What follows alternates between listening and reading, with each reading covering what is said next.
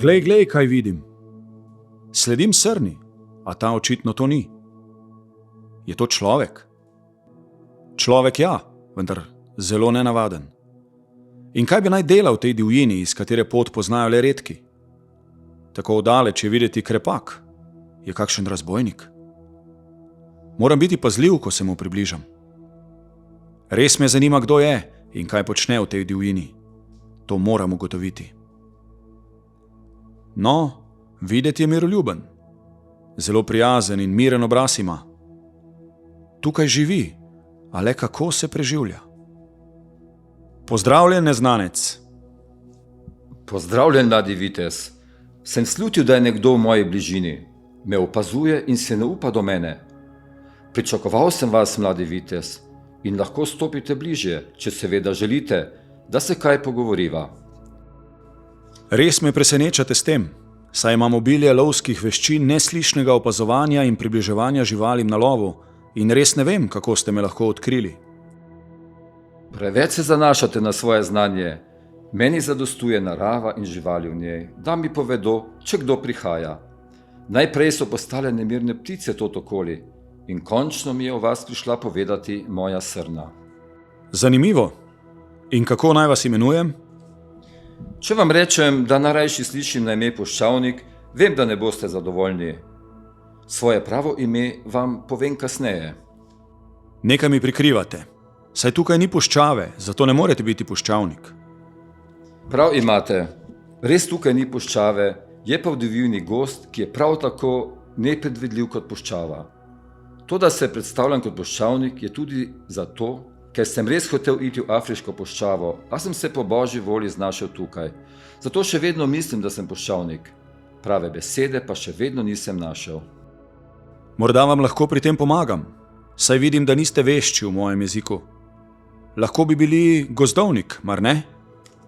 Res je, tvojega jezika še ne obvladam dobro in vse, kar sem se naučil, so me naučili obiskovalci, kakor si ti, in so se z menoj pogovarjali.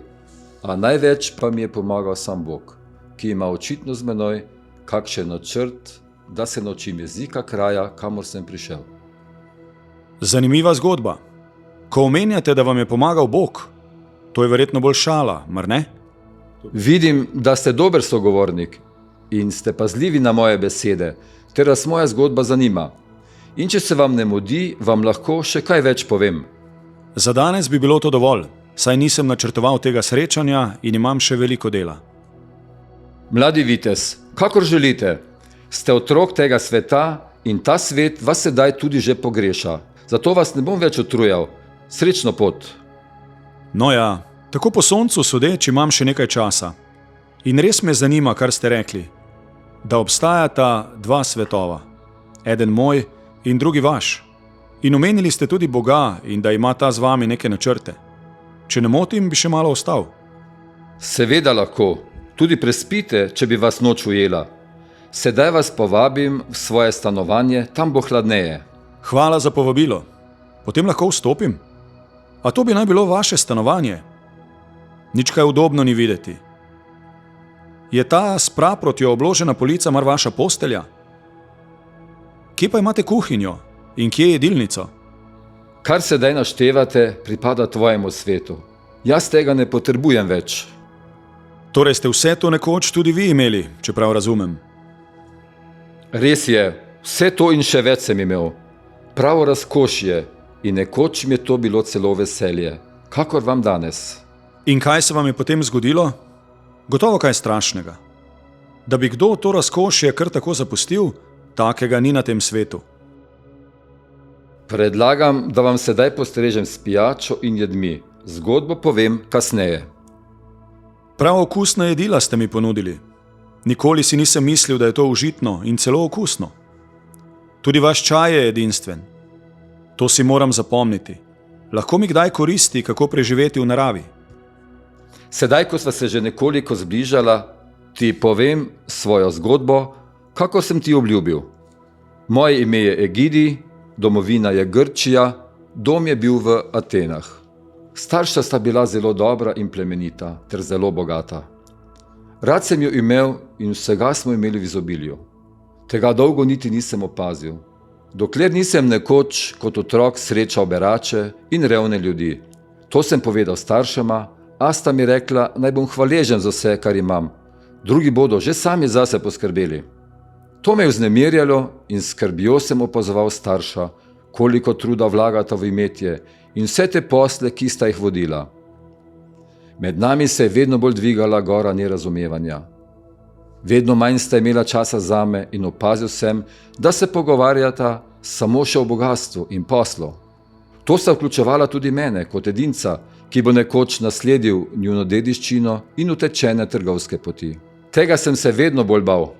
Videl sem, kako jo je to bogastvo počasi posrkalo vase in nista več opazila, da so v mestu tudi lačni in bolni ljudje, brez vsega imetja, ki umirajo po ulicah. Ne vem, kaj je tu narobe. V tem trgovskem svetu, kateremu sta z dušo in srcem pripadala tvoja starša, je že tako, da moraš biti prepričan v svojo stvar in ni dobro gledati okoli sebe, še posebej ne na tiste, ki so neuspešni in, kakor ti praviš, na reveže. Le počakajte, da povem zgodbo do konca. Zgodilo se je tako iznenada, da sta se starša okužila na poti in oba umrla še zelo mlada. Ostal sem sam. Pokopali so jo kar ob poti, kjer je šla karavana. Imeli ste odlično priložnost, da ne samo nadaljujete, temveč da nadgradite družinsko tradicijo. A očitno ste lahkomiselno zapravili darilo bogov. Preveč boleča je bila ta nenadna smrt staršev in iznenada me je prešinila misel, ali ni morda to namig, da razmišljam, če je ta pot res prava zame. Ko sem tako razmišljal, sem se vpraševal, ali sta starša sploh živela svoje življenje. Mar jo ni bogastvo in slab o njem použilo in so njuni trenutki sreče bili le takrat, ko sta štela zlatnike. Preveč tankočutni ste bili in preveč ste se ukvarjali s prihodnostjo. Niste zaupali v moč denarja in to vas je pripeljalo do tega, da se tukaj skrivate v gozdu. Škoda, res škoda za vas. Dolgo sem razmišljal, kako naprej. Kar sta počela starša, se mi je dokončno uprlo in v tem nisem videl svoje prihodnosti. Tako iznenada se mi je postavilo vprašanje, kaj je vendarle smisel mojega življenja, kje me čaka sreča. Začutil sem, da je smisel mojega življenja nekje drugje in prelom je bil dokončen. Odločil sem se pustiti to bogastvo za seboj in poiskati smisel, iskati pot, kamor me kliče Bog. Še nikoli se nisem pogovarjal s človekom, ki bi se vpraševal o nekem smislu svojega življenja.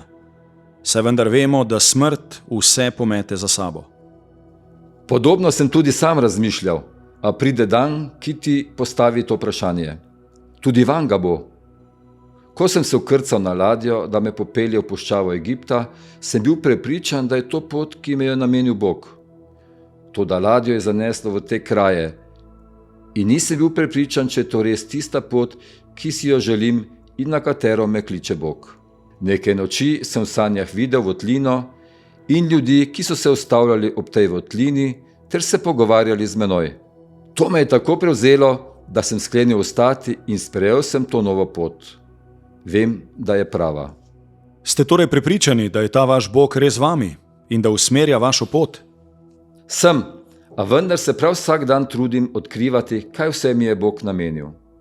Tudi to srečanje z vami, mladi vitez, je del tega načrta. Prav ta trenutek mi je postalo kristalno jasno, da je moje pravo bogastvo tukaj v stiku z naravo, živalmi, ki so v tem gozdu in predvsem z ljudmi, ki prav tako kot jaz iščejo svojo pot in se o tem pogovarjamo. Slutim, da mi Bog pripravlja še kakšno presenečenje, saj je vendarle Bog več kakor vse bogastvo sveta. Zakaj ob tem ne bi bil srečen? Res sem vesel najinega pogovora. In če lahko še kaj pridem, bi bil zelo vesel. Tudi sam bi rad spoznal izvir vaše sreče in veselja in prav ta pogovor z vami mi je odprl oči, da je vendarle mogoče najti srečo in veselje tudi izven bogastva. Zakaj na to nisem že prej pomislil? No, sedaj že preveč govorim. Lahko noč vam želim. Seveda lahko pridete, saj sedaj veste, kje je moj dom. Varno pot skozi gozd vam želim.